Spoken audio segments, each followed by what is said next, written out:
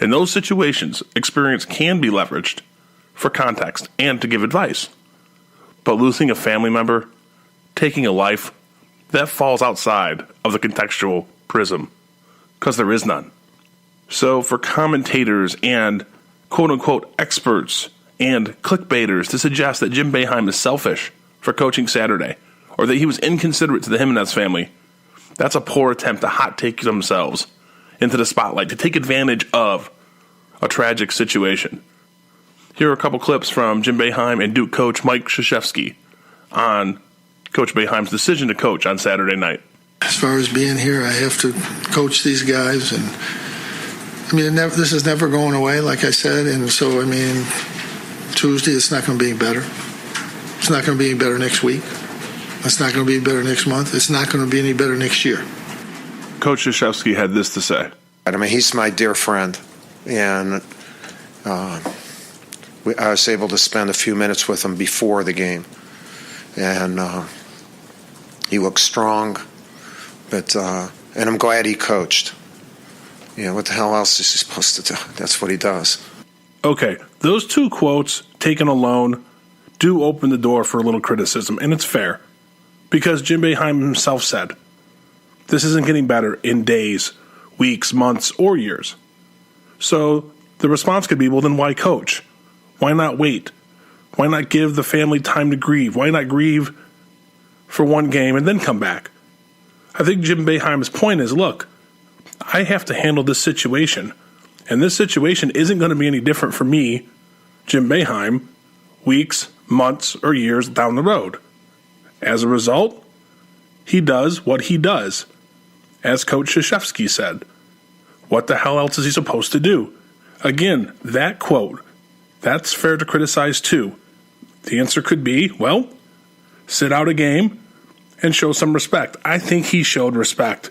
Strip away Jim Boeheim as a basketball coach. Let's look at him as a person with a job, with responsibilities that he feels he has to continue on, and that the role of this accident isn't going to change, that the impact it has on him isn't going to change. But he still has those responsibilities. Those responsibilities aren't going away either. Jim Boeheim has been a part of the Syracuse University for 60 years. He is not coaching the team for selfish reasons. He is the coach of a team. That is his job, and his team needed him there to do his job. And in his mind, the impact that this accident has had isn't going to change. It's clear the impact it's had. Nobody can doubt that. Coach K said Jim Boeheim is not a hugger. But if you watch the pregame, Jim Boeheim got choked up. He grabbed a hold of Coach K and held on for dear life. And here's a real example. I've watched Coach Boeheim for 40 years almost. He is gruff, he is straightforward, and he does not BS. And he told those reporters, I will answer questions about the game. But they didn't ask about the game till the very end. Yet he didn't get mad, he didn't yell. He gave the reporters space when he usually wouldn't. And to me, that's an example of how this has impacted him, and he understands how it's impacting the community. My heart, like the heart of the Syracuse community and really the national sports media and really anybody who has heard about this story, goes out to the Jimenez family. I can't imagine, and I'm lucky I don't have to, the pain that they're going through. And, unfortunately, I think having a public figure involved just makes this process more difficult. It'll stay in the media circle, and I think they'll just have to deal with it longer, and that's not fair to them either. So I pray for peace, and I wish the best for all that's involved.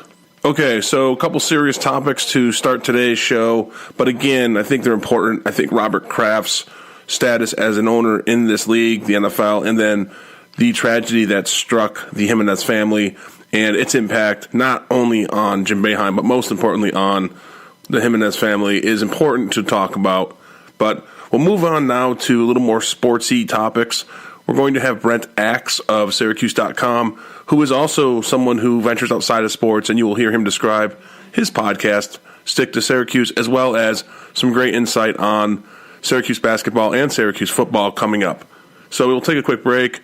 We'll be back. If you are listening to the podcast, you'll hear a few seconds of music and then the rejoin, and we will be right back. You're listening to Cinderblock Sports. I am your host, John O'Donnell.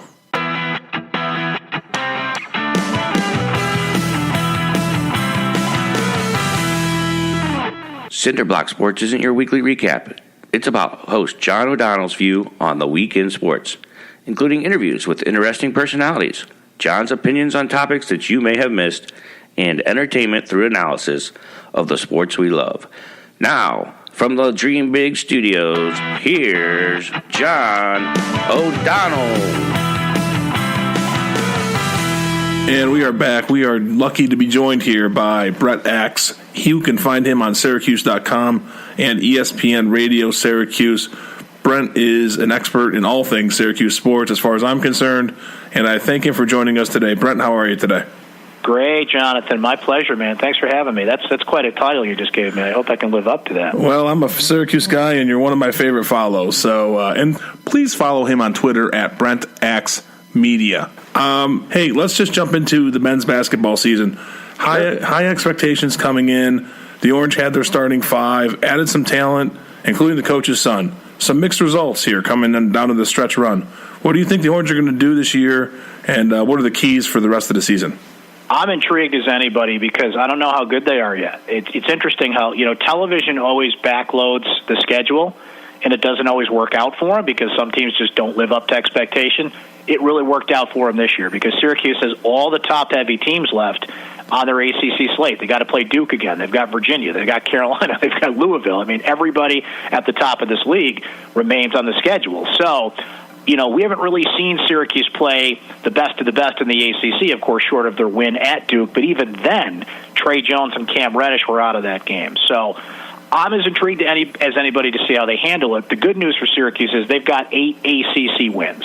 If they get to 11, they're in the tournament, no question, no matter what that mix is. If it's around 10, they're going to start looking at, well, who did you beat? What's the combination of those wins? And Syracuse has kind of patchworked their way to a lot of these wins. Tyus Battle's obviously been fantastic. You mentioned Buddy Boeheim. He's been coming on as of late, hitting threes. O'Shea Brissett has been terrific. As we speak, he's got 3 straight triple-doubles. The problem with Syracuse is it's been weird to see how they get nothing from the center position. And Frank Howard has really lagged this year. At first it was injury. Now it's more of a mental problem. And Syracuse is not going to, really pan out and be as good as they can be if Frank Howard doesn't find some offensive consistency. Boy, that's true. Frank Howard has been a disappointment, and I hate to say that with these kids. They're young, they're going through a lot, they're in school, and I think it is a mental thing. I hope he turns it around. I know Buddy Boeheim, kind of a similar thing. He joined his dad. People had really big expectations. He struggled really early. He has found his shot, right? Do you think the Orange fans are starting to warm up to him? And do you think the pressure of being Jim Boeheim's son in Syracuse played a role in his early struggles? Oh, there's no question about it because there's always going to be that speculative eye. People will say, oh, he's just the coach's son, and he has to get over that. Well, if you had followed Buddy before that, he was a local kid, certainly at JD High School. He was killing it. And then he went off to prep school for a year, and in following him and looking at it, he was just a pure shooter, and that's what he was going to bank on. So when he was coming into the early games, we weren't seeing it. He was hesitant. You could see some of the mechanics were off. He was adjusting to the speed of college basketball, to, the tougher defenses. But we've seen it the last 4 games. He has really come on, and it's not just hitting open shots. He's hitting shots in transition. You can see the development in his game. So I think Syracuse fans have put aside the speculative eye and said, this kid can shoot the ball. He's only going to get better as he goes. You look at a player that Syracuse is bringing in next year, and Joe Girard III. He's the all-time leading scorer in New York State history, a pure shooter himself. And, I think fans are getting excited about having, 2 really pure three-point shooters on the team. So I think any, hesitancy about Buddy Boeheim has gone out the window, and fans are all in now. Well, they certainly wanted him to keep shooting, and I think Jim Boeheim had to tell the crowd, hey, I still coach this team, just so you guys know. He literally had to do that. Yeah, that was funny. It was. And it's great to see Buddy catching fire, might be the wrong term, but really finding his stroke because you feel for a kid like that who just wants to play basketball, and now he's getting that chance. Yeah, and, look, he could have gone anywhere, right? Like, Buddy could have, gone to a lot of different schools. but he wanted to play at Syracuse. He knew the pressure that would come with that. He knew, when they spell it right, the name that's on the back of his jersey, and he embraced that. But the thing is, he's such a good kid. Like, he definitely got that personality from his mother, because he was in Syracuse. Like, he's the surly old cranky guy, and during the season, he can be tough to talk to. I talk to him once a week on my radio show, and he's he can be tough to talk to sometimes, but Buddy always has a smile on his face. He's fun to talk to. He's a great kid, and I think that's certainly helping his cause here, because the fans are not only embracing the player, they're embracing the kid.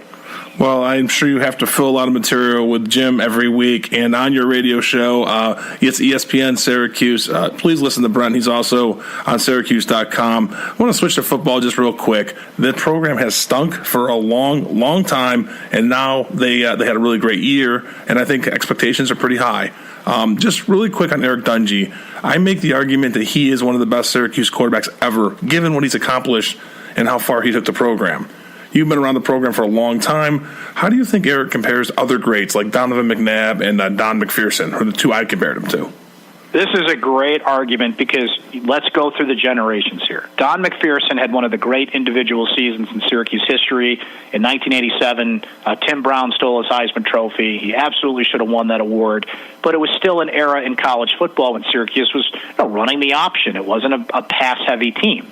So you look at his numbers and what he accomplished relative to when he played in the mid-1980s. Then you go to Donovan McNabb. 3 Big East championships, set every record you could think of in the book. 9 and 3 seasons, but when McNabb played Kansas State in the Fiesta Bowl and played Florida in the Orange Bowl, you could see the talent gap there. So it really made you appreciate what he did at Syracuse, given the talent around him. He had some great players, don't get me wrong, Marvin Harrison being one of them, but he was just a special talent that had a perfect balance of playing in Paul Pasqualoni's option run-first offense, but opening it up when they needed to. I wouldn't leave Ryan Nassib out of this conversation. He was in an intriguing spot with Doug Marrone, 3-year starter. Actually, Greg Paulus took his job in that freshman year, but, the prototype pocket passer, that there was enough balance between the run and the pass and the offense that they put into place in his later years that allowed him to pile up some big numbers. And that brings us to Dungey. I mean, Dungey is in the consummate, offense in the year 2019 in college football, pass-happy, moving fast, the Dino Babers high-octane offense when, they're running at least 80 plays a game and they're throwing for a lot of them. So you got to figure that in. But here's what's intriguing about Dungey in this conversation, Jonathan. He missed essentially an entire season due to injury, and he still set all those records. Right. So when it comes to toughness, when it comes to, the numbers, there's no disputing that. I'm kind of wondering how he's going to make that next step in the NFL, because he certainly has the size. I think his arm strength's good enough. I think what's going to hurt him, though, is the type of offense he was in here at Syracuse and accuracy. That's the big thing. And I'm surprised he didn't get invited to the Combine, because I think the Combine's the perfect place for these NFL scouts to really, bear down and see what kind of player he is and compare him to his peers, as opposed to, game film is one thing, but let's put him up against the supposed best of the best. He really got snubbed there for the Combine and missed a chance to prove what he could do. Yeah, I don't understand that either. I was confused. I know he signed with Bus Cook, so he's got an agent that's going to get him the vision or the exposure he needs. But I thought he should have been sent to the Combine as well. That made no sense to me. I completely agree with you, and you just brought up a great point. Bus knows how to kind of navigate things, and he's respected in the National Football League. So, look, Dungey's going to be a high-priority free agent. I don't think he's going to get drafted. If so, it's going to be in the later rounds. But sometimes being a free agent's better. You can kind of pick the spot that's best for you where you can compete. And I'm forgetting the name of the player off the top of my head for the Saints. It was kind of like their alternate quarterback. I think Dungey can be that. I think he can go to a team and kind of use his skill set to come in and be kind of an alternate guy there. He's not a starting quarterback in the NFL right now, but I think he could absolutely have a place on a roster. Yeah, Hill the quarterback turned Hill turned the quarterback H-back, and I agree. That's kind of who I compare him to as well. Maybe a better quarterback. We'll see. That's a great analysis on who I think was one of the best quarterbacks in SU history. And I didn't forget Ryan Nassib. I just hate Doug Marrone so much that I just ignored him. Hey, I know you've got things to get to. I just want to ask two really quick questions. And sure. one, I listened to your new podcast, Stick to Syracuse. It was great. Can you just give my listeners an idea what it is and what you're going to be doing with that program? Thank you for bringing that up and allowing me to plug it a little bit here. I love sports. I've been doing sports in media in some capacity for just about 20 years now, which is amazing to think about. And I'll never lose that passion for it. But I also